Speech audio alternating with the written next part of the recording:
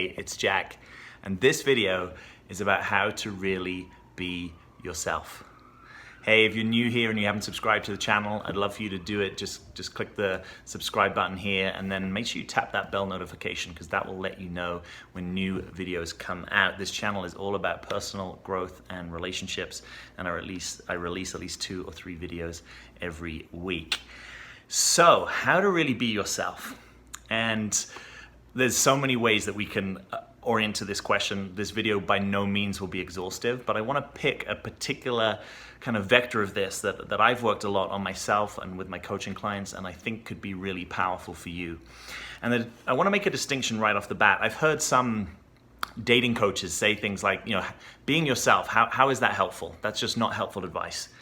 And I kind of get it, because I think there are different levels of consciousness and reality that permeate into this question. So just bear with me as I scaffold something out, because I think it could be powerful for you. There's a stage of development that a lot of us are in or go through that we could call the striver self. And the basic orientation in your life is, I want to improve myself. I want to better myself. Could be I want to make more money, I want a better career, I want a better looking physique, I have an idea in my head of a vision for my life or a mission. Maybe it's about helping people, maybe it's about becoming a speaker or a writer or an astronaut, whatever it is, but it's sort of like, I want to make my life better, and that's a lot of where my energy goes. And I might model other people who've already excelled in the areas that I want to excel, and this is an extremely exciting way of living life, because it feels very possible that you can improve things, you can make things better, that you can have goals, you can set goals, make things happen, that you can look back and see, hey, I've made progress and now I'm going to make more progress. There's an extremely gratifying way to be in the world when this kind of striver self is operating. Now, I'm going to distinguish that striver self from what we might call the authentic self. The authentic self is a little less oriented around perfectibility and self-improvement and being the, quote, best version of myself. The authentic self is a bit more interested in, who am I now? What is in my experience? What am I feeling?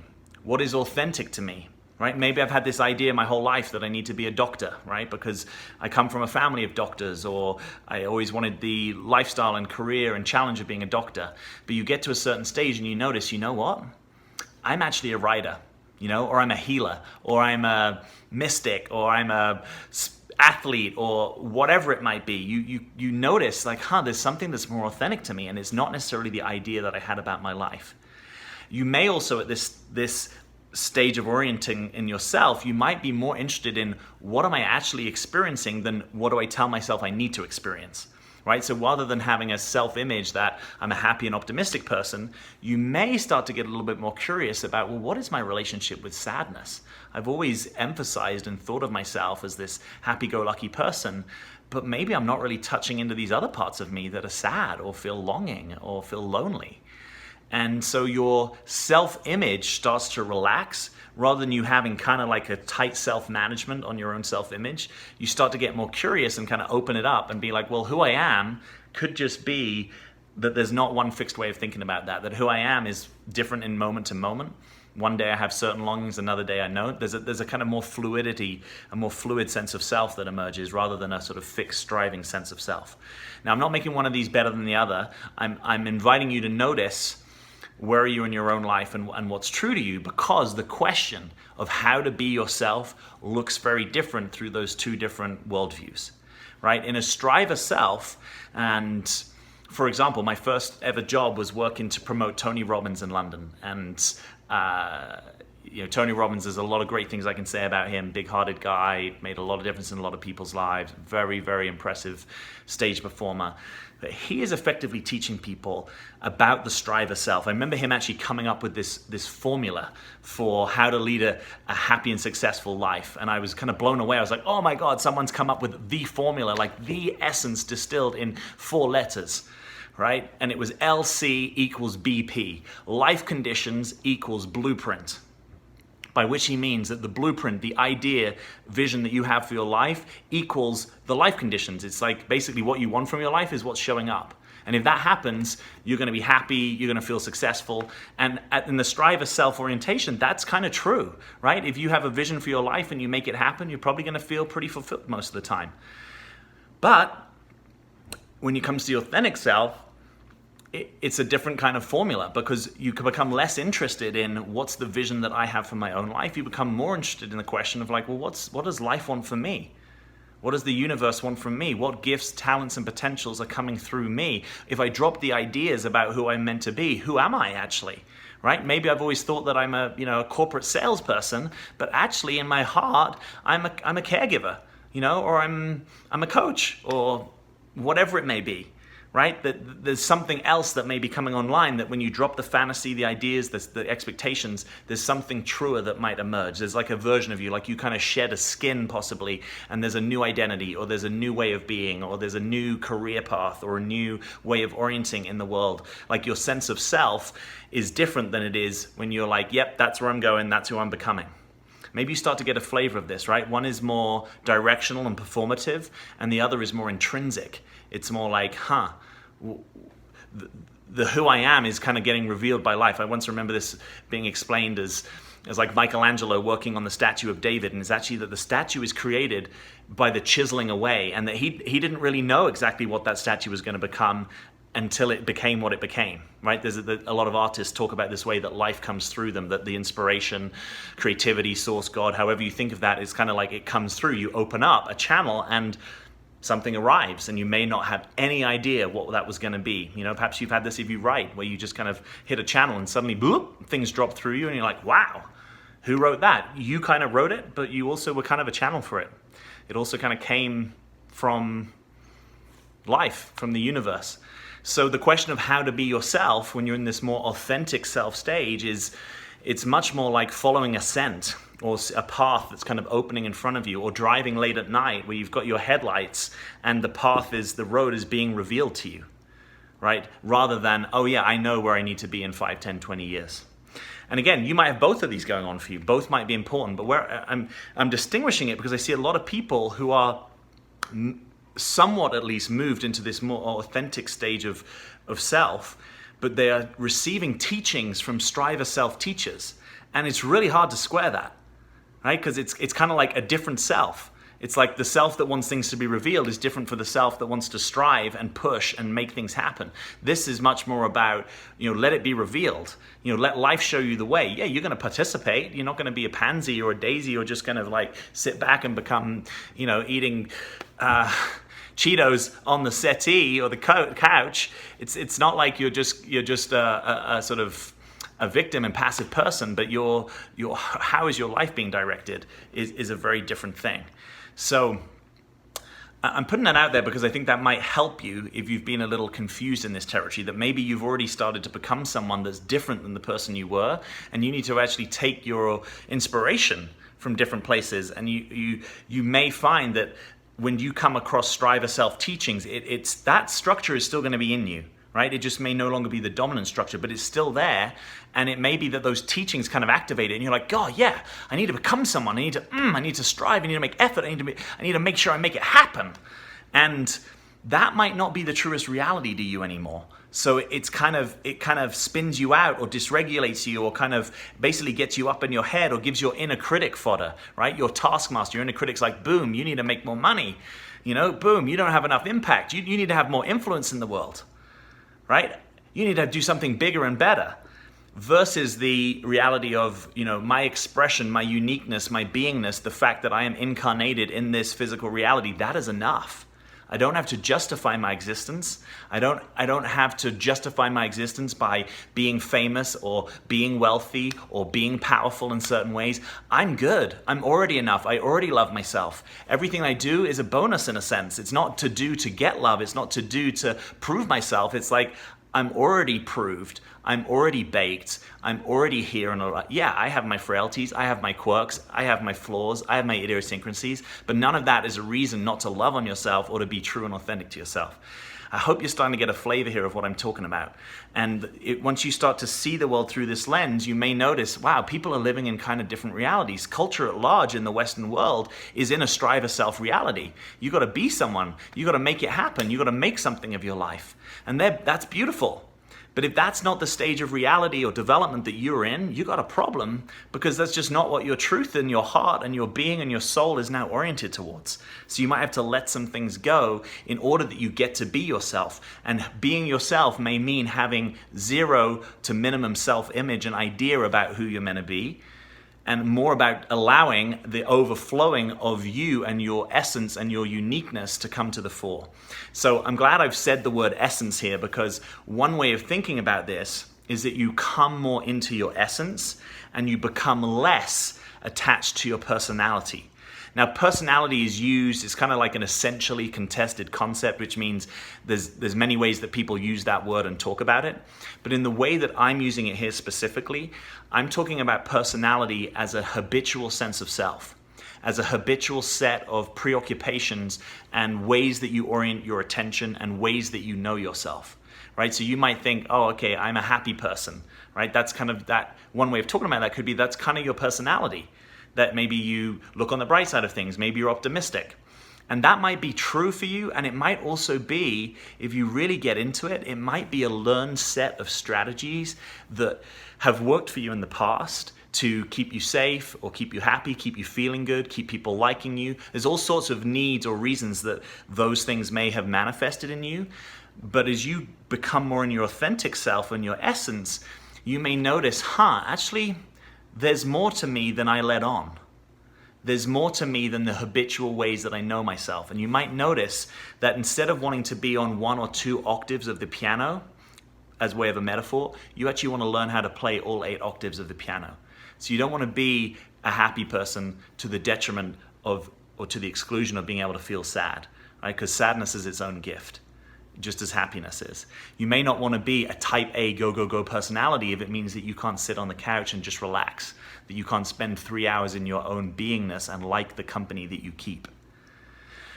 Your personality is sort of like a distortion or a set of trances in the way that I'm using it, that you tend to go around seeing reality. Maybe it's like you have to be really efficient, you have to get things done. That's the dominant program. Got to get things done, got to make it happen today. Maybe your dominant reality is I don't fit in. And so every time you're walking through life, you look around, I don't fit in.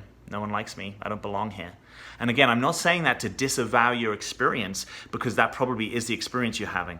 But I'm saying your experience may be being mediated through a habitual sense of self that keeps you looping around in that same experience of, I've got to make it happen or I don't belong.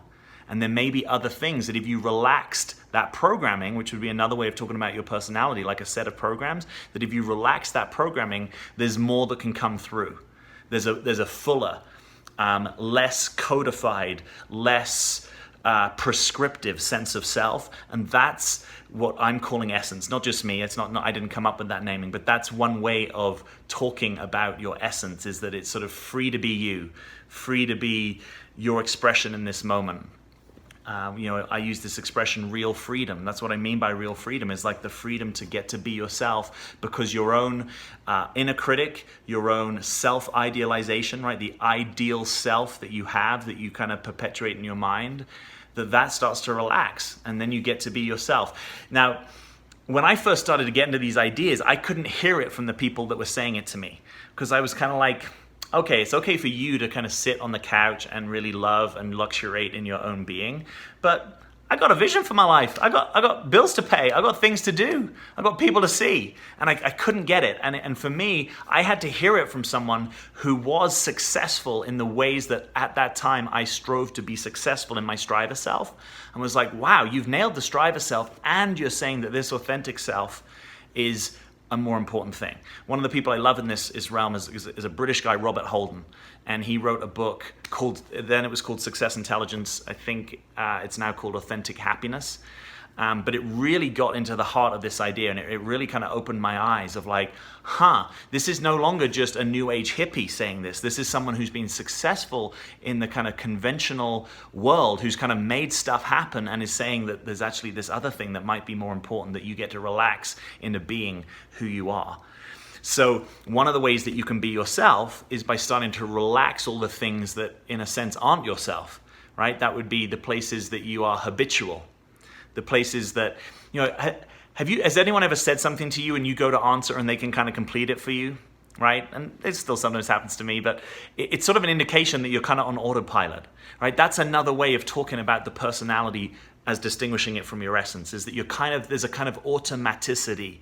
There's a kind of like, yep, I kind of know what you're going to say. Or if someone brings you an idea, maybe you go straight into devil's advocate and you're like, well, that's just a smart thing to do, is to be a devil's advocate. And I'm here to say that the devil's advocate absolutely can be smart, but if you're deploying it unconsciously, it has you, right? Its automaticity has you. Its automaticity allows you to feel safe because you devil's advocate people, and you get competitive or strong-willed, or your debater comes out, and that might be in a really important part of you, but if you're doing it unconsciously, it has you. It's automatic, it's habitual, it's a preoccupation, it's a trance, right? So any of these times that we're in a role or an orientation that's kind of like a trance, it kind of just kind of comes over us and suddenly it has us, I guess I'm here to say maybe that's not the fullness of you. And there's a difference between the unconscious deployment of your devil's advocate, or saying, hey, we need to save money in our budget. Let's go through the budget and devil's advocate it, and consciously deploying it, right? That is all the difference in the world between the conscious and the unconscious. One is I'm choosing, like planning, right? Planning, you need to plan. You're going on holiday. Let's sit down. Let's plan that out. Consciously, that's conscious planning. If you just in your day find yourself planning all sorts of possibilities for the future, oh, if they say this, I'll say that, or if this price goes down, I'll buy this, it might be that you just lost presence and you kind of slipped into a trance called anticipation and planning. And that's the way that your ego constellates itself. That's the way that your personality constellates itself. I'm curious how this is landing. I know this can be a little complex if you've always thought about personality, or like, I want to have a good personality, I want to have a charismatic personality. You can still have those things, but it's sort of like, wow, I actually want to know who I am when my persona, my mask drops. What is there? That's what you get more curious about. And what can be difficult is that people tend to reward the consistency in other people. Right? So it can be difficult if you start to notice like, oh yeah, I've always been this bouncy, optimistic person, right? Or maybe I've always been the sad, melancholic one, and I've always gotten my significance from people seeing that I'm more sad than other people. That can be possible. And again, I'm not disavowing that you might have a disproportionate amount of sadness in your life. I'm just asking the question, is there a habitual focus on certain kinds of emotions? Is there a way that you amplify certain emotions to recreate certain states that have you feel more yourself? Like if you're a sad, melancholic person, you might not be able to feel yourself in happiness and spontaneous joy. And you might be blocking those experiences out. So this is about opening you up to the fullness of life flowing through you, to the fullness of you incarnating with all the possibilities and potentials that you are, not because you have to think about them, but because they can naturally come forth like a bubbling spring, that they can bubble out of you, that they can be revealed, that life can have its way with you, is another way of saying that. So in this orientation of being yourself, you basically drop the script. You drop the self-identity as best you can, and you allow life to take you. And it's hard because it takes surrender, it takes surrendering familiarity, it takes sometimes relaxing certain relationships that keep you locked in a certain view of who you are in this world. So I'm not saying that any of this is just an easy ride down the river. No, it's probably going to be eddies, it's probably going to be waterfalls, it's probably going to be a few capsizings, it's probably going to be turbulent waters at times. But the reason to do it is because that is now what life is wanting from you. That is now truer in you. To be more authentic, to be more yourself, to be less patterned, to be less limited by your biography and your past, right? Any time that you find yourself saying, well, I can't do this because of this thing that happened in the past, you may be limiting what is actually real for you now. That if you could relax your past and your association with it, who you are now may look very different. Some of us live kind of multiple lifetimes almost within a life because who we become is just so different, it's hard to recognize. It's almost like we have to burn the boats, you know? So, I hope this is making sense to you. I would love to have your questions and comments below this video because this is such an important part of the work that I do and that I've been involved in. That one distinction between essence and personality, whether it's landing for you now or not, I just want you to know that in my own life, that has been one of the most consequential distinctions. when I really started to get that of like, oh, this thing I've been hallowing my whole life, like, oh, who's got a cool personality? Actually, most of that, like even being cool, that's a kind of trance. Why do you need to be cool? What's that about, right? You start to open up the inquiry and notice like, there's a lot of things I do because I sense I'm meant to, or I've learned to, or I've developed a strategy that I take to be myself. And maybe that's not actually true. So if you go into this territory, it can be scary. It can be a bit like opening a door to a room in your house that you've never been in. And you're like, I have no idea what's in here. I have no idea how I'm going to show up here. But if you stick at it, the gift that you get is that you have fewer occasions where you're like, yeah, I was kind of acting. I kind of wasn't myself. Why did I say that thing? Why did I show up in that way? Why am I over-giving? Why am I over-listening? Why am I over-pleasing? It's like you kind of get to have you rather than a strategy that takes itself to be you, that is just deploying with people in a somewhat automatic or somewhat unconscious way. So you get more freedom, you get more aliveness, you get more ability to be you, you get the ability to become, which means that your life is a little bit more like a river that's flowing or a movie that's unfolding, and you don't actually want to know. You know, it's like spoiler alert, right? You don't want to know what happens in the last episode of a series, or you don't want to know how the movie ends up. You actually want to be there to watch it. It's kind of like your life becomes a bit more like that, where you're curious, like, who am I becoming? I don't know who I'm becoming. And that can be confronting, scary. It can be disorienting. It can be the word that comes to mind is a curious word is anomie, right? Which is a sociological term. And anomie means being at sea. It's like a feeling of disorientation, of rootlessness, of kind of being lost in the ocean. And you might have to go through some of that, and the sort of the verdant pastures on the other side of that experience might be in all sorts of situations. You kind of get to be you. It takes less effort. You kind of relax. You kind of care a bit less if people like who you are. You're less fearful. You fear rejection less. There's just a little bit more of like, I get to be me. And sometimes the spiritual teachers will explain this through nature metaphors, right? We'll say nature's not in a rush, you know, or a tree is just being a tree. It's not trying to be anything it isn't. And I'll be honest, when I used to hear that in the past, it would kind of frustrate me a little bit because human beings, I think, probably have more complexity than trees in certain ways.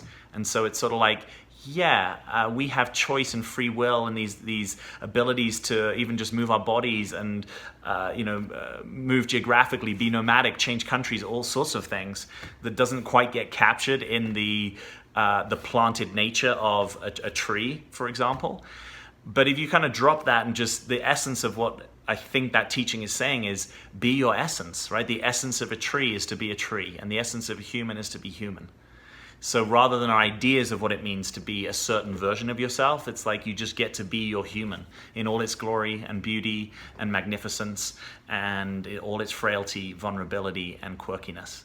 And that's the sort of gift that you and I are experiencing in this lifetime. So again, questions and comments below this video. I'd love to know if this is landing with you. If it's not, no worries. If you disagree with it, all good. It's like I'm putting something out there to see if this might make a difference in your life, to allow you to be more yourself, to allow you to be more of the you that doesn't even know sometimes what it means to be you.